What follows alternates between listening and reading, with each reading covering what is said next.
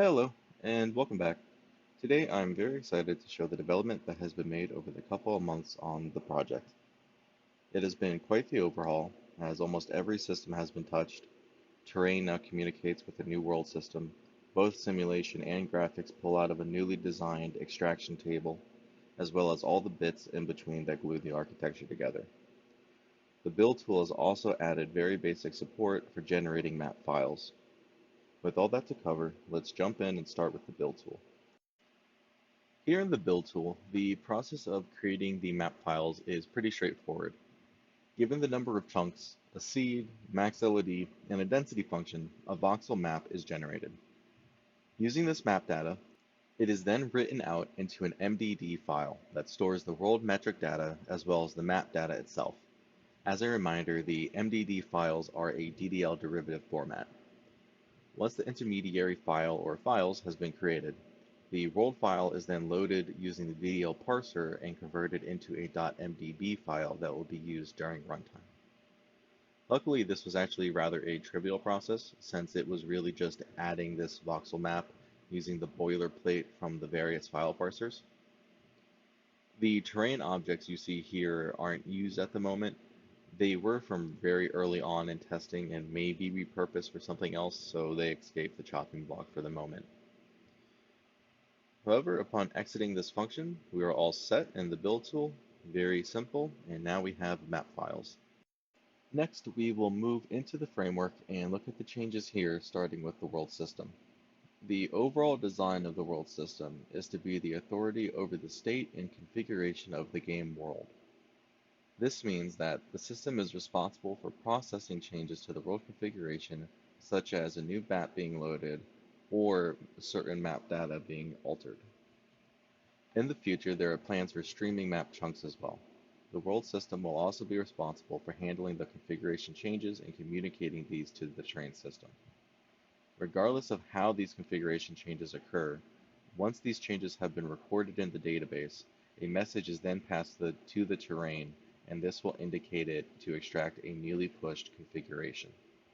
The idea behind this is that the actual runtime situations that are planned for manifest, terrain deformations or chunk loading isn't really, it's a rather infrequent activity in a per frame sense.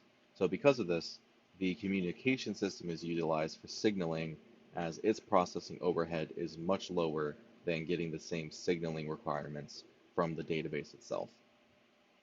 If the terrain were to attempt to be signaled by the configuration table, it would be every frame, and this would be taking a lock and reading what is probably the same data.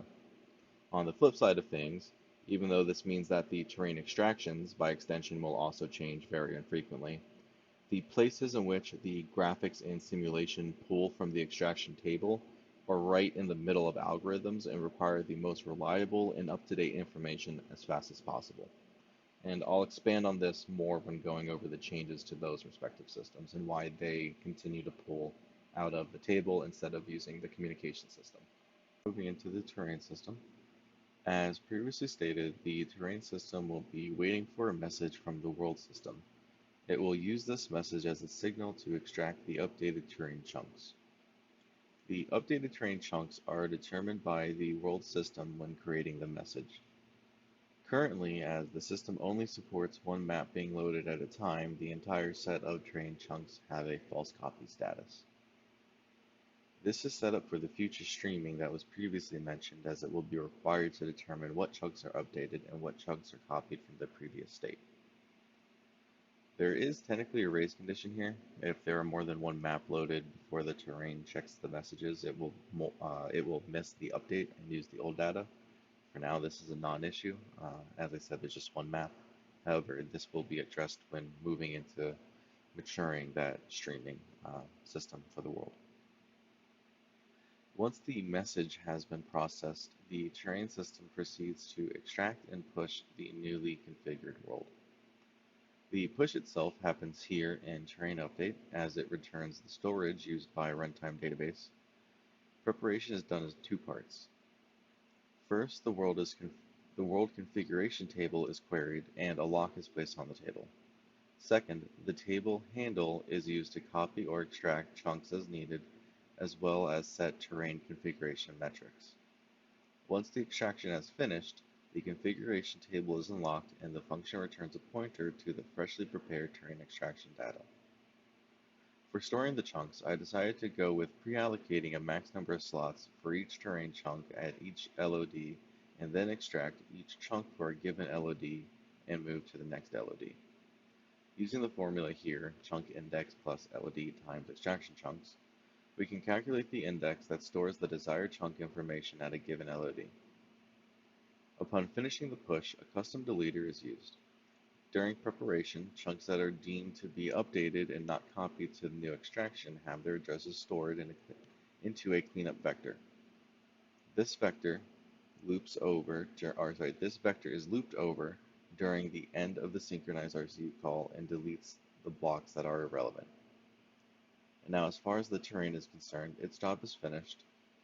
It is not interested in notifying the sim or the graphics that the terrain is available because they will see that themselves when entering into the extraction table. The next major system change happens inside the graphics. Previously, the renderer received a notification that a new extraction was available. The renderer would then go and make copies of this data and create meshes for each extraction at each LOD. This was an immense waste. The system now likewise pre-allocates room for each extraction similar to the terrain system. However, it's broken up into three parts and a major structure or a main structure called terrain mesh nodes. The three parts are terrain mesh configurations, terrain primary meshes, and terrain transition meshes. Instead of storing room for each extraction at each LOD, we only store room for one extraction for a given LOD. This means that instead of storing 400 configurations, 400 primary meshes, and 1600 transition meshes, the framework now stores 100 configurations and primary meshes and 400 transition meshes. And this is for a given max LOD of 3 and a max chunks of 100.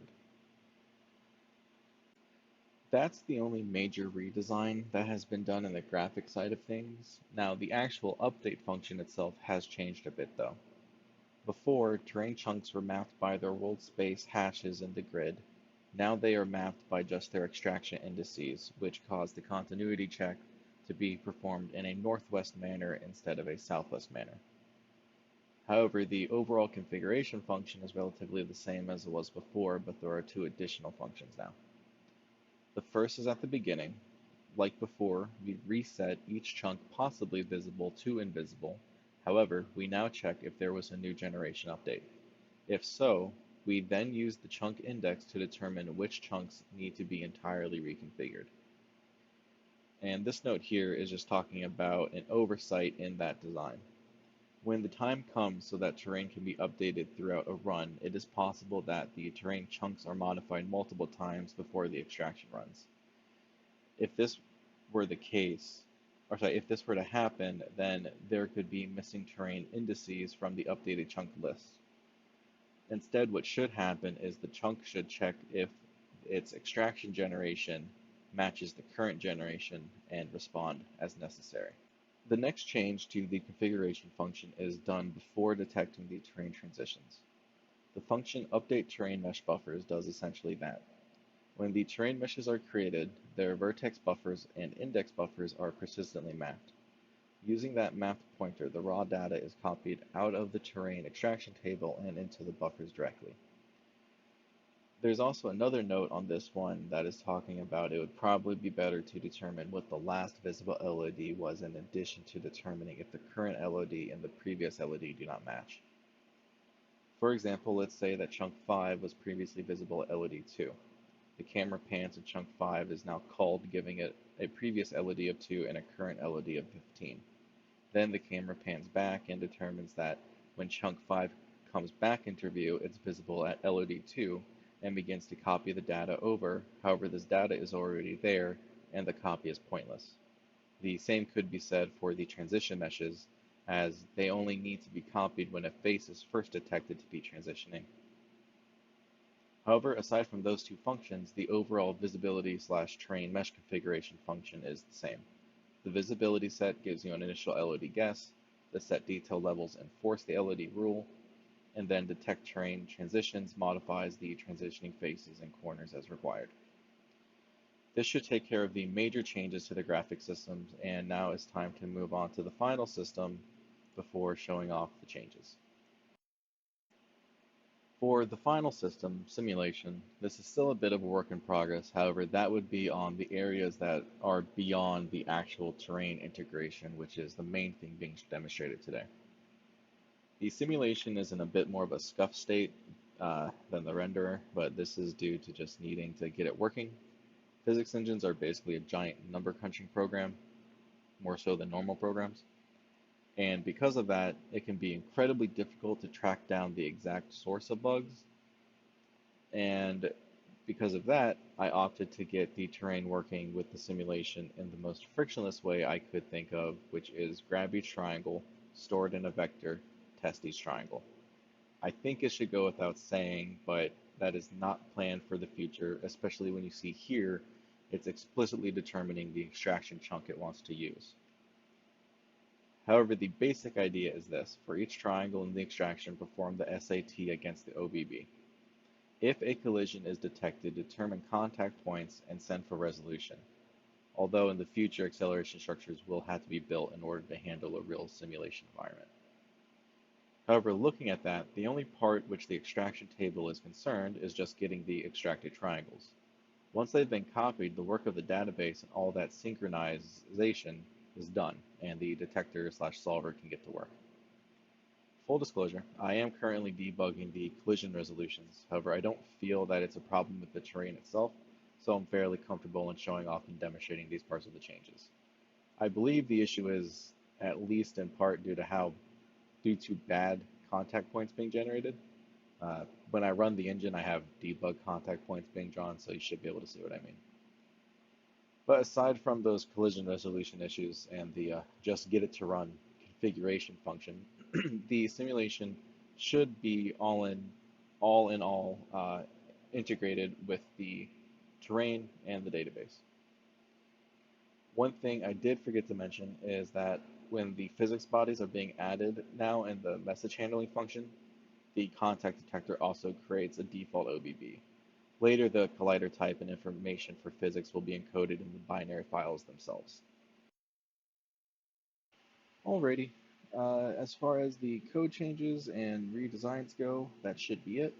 I'm going to go ahead now and play two clips. The first will be of the physics/simulation integration, and the second will be of the extraction pipeline through to the new graphics handling. Alright, so in this clip I am showing off the physics integration or the simulation integration with the terrain.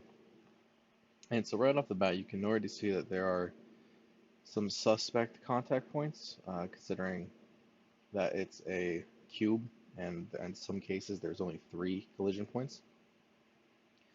But nonetheless, you can see that it is in fact able to do the detection part, that there is terrain there, and it begins to do a resolution. And here you can see those bad contact points again. Alright, and this last clip is of the terrain map being loaded in off of the MDD file. It takes a second, but what happens is the file is processed as a message sent through the channels as seen earlier, and then ultimately extracted. The extraction table is updated, the renderer sees this update, pulls the new data, and everything else functions as normal. You can see the terrain transitions just like it was before, depending on LOD and the rule. So that should be everything. Thank you guys, and I'll see you in the next one.